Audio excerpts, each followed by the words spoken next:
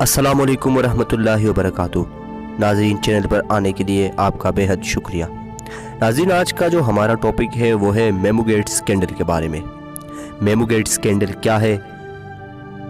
होश उड़ा देने वाली दास्तान बगावत, हुक्मरान और मीडिया क्यों खौफज़दा है? पाकिस्तान के शायद 80% लोगों को पता ही नहीं है कि मेमोगेट स्कैंडल क्या है। हमारी आवाम को पता ही नहीं कि इस मुल्क का वजूद और इसकी सालमियत पर कैसा खेल खेला गया। तो आइए जानते हैं हकीकत से पर्दा उठाते हुए शराबन दास्तान बगावत। लेकिन मज़ीद डिस्कस करने से पहले मैं आपसे गुजारिश करना चाहूँगा, अगर आपने अभी तक हमारे चैनल को सब्सक्राइब नहीं किया तो प्लीज़ इसे सब्सक्राइब करें और साथ लगे बेल आइकन पर भी प्रेस करें ताकि आपको हमारी हर नई आने वाली वीडियो बर वक्त मिलती रहे। 2008 में जब हुसैन हक्कानी को अमेरिका में सफ़ीर बनाने का फ़ैसला किया गया तो मुल्क के मुक़्तदिर इदारों ने इस बात की मुखालिफत की थी और इंतहाई कोशिश की थी कि उसे अमेरिका में सफ़ीर ना बनाया जाए। लेकिन उस वक्त के सदर पाकिस्तान आसिफ अली ज़रदारी ने इसके बावजूद इसकी सिक्योरिटी क्लियरेंस नहीं मिल रही थी, हुसैन हक्कानी को सफ़ीर बनाकर अमेरिका भेज दिया, जहां वो 3 साल तक अपनी मगरबी आकाओं के साथ मिलकर मुल्क के खिलाफ काम करता रहा। हुसैन हक्कानी का किरदार हमेशा से ही मशकूक रहा, जिसने पाकिस्तान का सफ़ीर बनकर भी पाकिस्तान के खिलाफ काम किया और आजकल वो भारतीय लॉबी का हिस्सा बनकर पाकिस्तान के खिलाफ ज़हर उगल रहा है। हुसैन हक्कानी दोनों हुकूमतों का मंजूर नज़र रहा है। यही वजह है कि 3 जून 2011 को इस केस के सिलसिले में सुप्रीम कोर्ट की आखिरी समाअत हुई और 9 रुकनी लार्जेस्ट बेंच ने हुकूमत को हिदायत जारी की थी कि हुसैन हक्कानी को मुल्क वापस लाने के लिए तमाम कानूनी ज़राए इस्तेमाल किए जाए।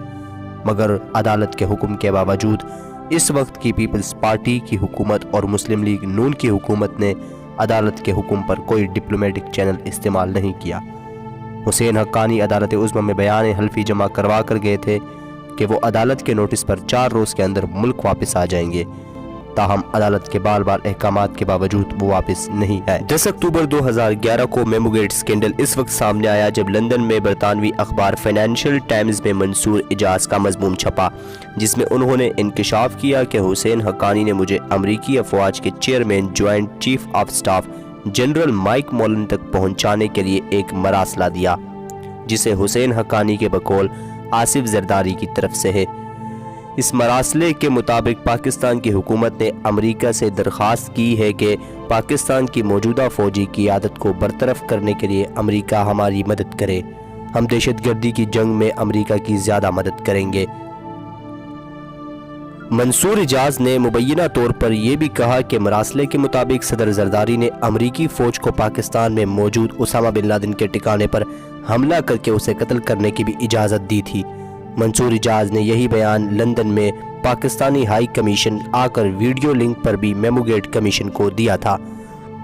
मंसूर इजाज़ ने वीडियो लिंक पर बताया कि हुसैन हक्कानी ने कहा कि फ़ौज हुकूमत गिराना चाहती है, इसीलिए यह पैगाम जल्द अज जल्द माइक मोलन तक पहुंचाया जाए कि जनरल कियानी को अमेरिका की तरफ से ऐसा ना करने का पैगाम दिया जाए।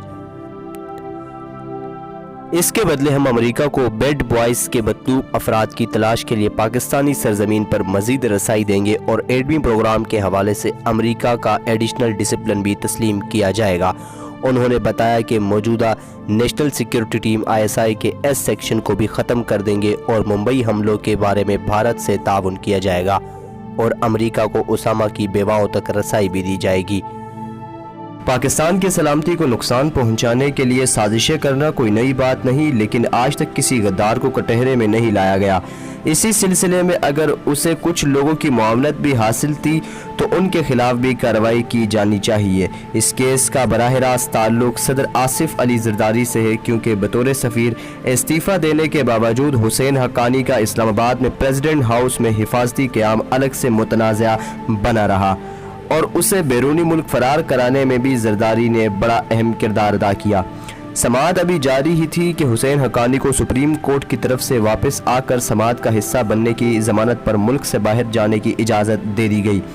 अमेरिका पहुंचते ही हुसैन हक्कानी ने पाक फ़ौज पर इल्ज़ाम तराशी और अफ़गानिस्तान में अमरीकी शिकस्त की ज़िम्मेदार पाक फ़ौज और ISI पर डालने के लिए अखबारात में मज़ामीन के अलावा मुख्तलिफ तकरीबात में भी पाक फ़ौज के ख़िलाफ़ प्रोपेगेंडे का सिलसिला शुरू कर दिया। हुसैन हक्कानी ने मेमोगेट में भारतीय मनसूबा साजों की हिकमत अमली के तहत काम किया। جس کی بنیادی مقصد پاکستان میں پاک فوج کی افرادی قوت اور اس کی پیشہ ورانہ استعداد میں کمی لا کر اس انداز سے سول حکومت کے کنٹرول میں لانا تھا جس کے بعد وہ خطے میں بھارت کے مضبوط کردار کی راہ میں حائل نہ ہو سکے اور مقبوضہ کشمیر کے مسئلے پر بھارت کی مرضی کا حل قبول کر لے۔ یہی وجہ تھی کہ حسین حقانی نے امریکی CIA کے ایجنٹوں اور بلیک واٹر کے پوری دنیا سے متنازع سمجھے جانے والے کرائے کے فوجیوں کو 6000 سے زیادہ ویزے جاری کیے۔ ان بلیک واٹر اور CIA کے ایجنٹوں نے پاکستان کے مختلف شہروں میں امریکی سفارت خانے کی نمبر پلیٹس لگا کر پاکستان میں دہشت گردی کی جنگ کی پروان چڑھائی۔ حسین حقانی نے امریکہ سے ڈالر لے کر پاک فوج کو بدنام کرنے کا فریضہ ادا کرنے کے علاوہ امریکہ کو تجویز دی کہ وہ کسی طرح نہ صرف پاک فوج کے جنوبی ایشیا کے کردار کو کم کر سکتا ہے بلکہ پاکستان کے ایٹمی ہتھیاروں کو اپنی تحویل میں لے کر انہیں اسلامی انتہا پسندوں سے تحفظ فراہم کر سکتا ہے۔ دوسری طرف ممبئی حملوں کا الزام پاکستان پر لگ گیا۔ ہماری حکومت اور اس وقت کی ڈرامائی اپوزیشن نے انڈین ممبئی حملوں کی تحقیقات کے لیے انڈیا سے تعاون کی پیشکش کر دی اور ساتھ ہی میڈیا نے اپنا کھیل شروع کر دیا اور سب سے پہلے جیو نے اجمل قصاب کو پاکستانی ڈکلیئر کر دیا اور اس وقت کے وزیر اعظم یوسف رضا گیلانی نے سابقہ DG ISI جنرل احمد شجاع پاشا کو کہا کہ تم انڈیا جا کر معافی مانگ کر آؤ اور ان سے تعاون کرو۔ ہر طرف سے سارا پلان پاکستانی ریاست اور پاک فوج پر آ گیا اور ان ظالم حکمرانوں نے ریاست کی سالمیت اور پاک فوج کی عزت دونوں داؤ پر لگا دیا۔ امریکہ کا براہ راست پریشر تھا اور انڈیا کا بھی، کیونکہ کھیل سارا میر شکیل الرحمان کے TV چینل جیو نے کھیل دیا کہ اجمل قصاب پاکستانی ہے جو لانچوں کے ذریعے پہنچا اور عامد میر نے فورن ٹاک شو کر دیا۔ ریاستی اداروں کے خلاف اب اصلی امتحان تو پاک فوج کا تھا۔ سو کسی نے ٹھیک کہا کہ جس سے اللہ رکھے اسے کون چھکے۔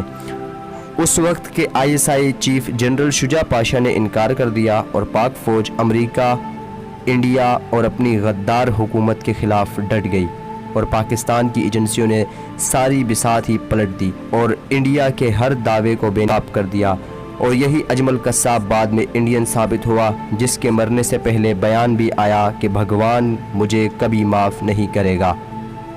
یہ ساری غداری اور یہ سارے غدار بھاگ کر عدلیہ کے سائے میں چھپ گئے اور 18ویں ترمیم اور اس کے بعد فوراً بعد 19ویں ترمیم کا بل بغیر کسی بحث کے پاس کروا لیا۔ آج تک جیو کے خلاف عدلیہ نے ایکشن نہیں لیا جس نے ملک کی سالمیت خطرے میں ڈال دی۔ اب میمو گیٹ سکینڈل کو عدلیہ نے بادشاہ بنا کر 19ویں ترمیم کے ذریعے اور اس کے تحت نیچے دفن کر دیا اور صحافی، عدلیہ اور حکمران اسی وجہ سے اسلامی صدارتی نظام سے خوف زدہ ہے کہ کہیں قبروں کو دوبارہ نہ کھول دیا جائے۔ ہر دوسرا مولوی اور حکمران آج کل میر شکیل الرحمان کی رہائی کا رونا رو رہا ہے۔ ہر صحافی اچھل رہا ہے کہ اسے آزاد کیا جائے۔ یہ میڈیا اس قدر ملک دشمن اور طاقتور ہے کہ اسلامی ریاست کے عالم دین کو معافی مانگنے پر مجبور کر دیا۔ کیسے؟ صرف اس عدلیہ کے سائے تلے۔ یہی وجہ ہے کہ یہ سب اسلامی سے خوف زدہ ہے۔ سوچو اگر ISI کا چیف انڈیا چلا جاتا اور وہ اسے آنے ہی نہ دیتے، امریکہ ہمارے ایٹمی پروگرام تک آ جاتا تو کیا بنتا؟ سوچو کیا بنتا اور ہوتا کیا۔ ناظرین آج کے لیے اجازت دے، ملیں گے آپ سے نیکسٹ ویڈیو میں۔ اپنا بہت سارا خیال رکھیے گا۔ پاکستان زندہ باد۔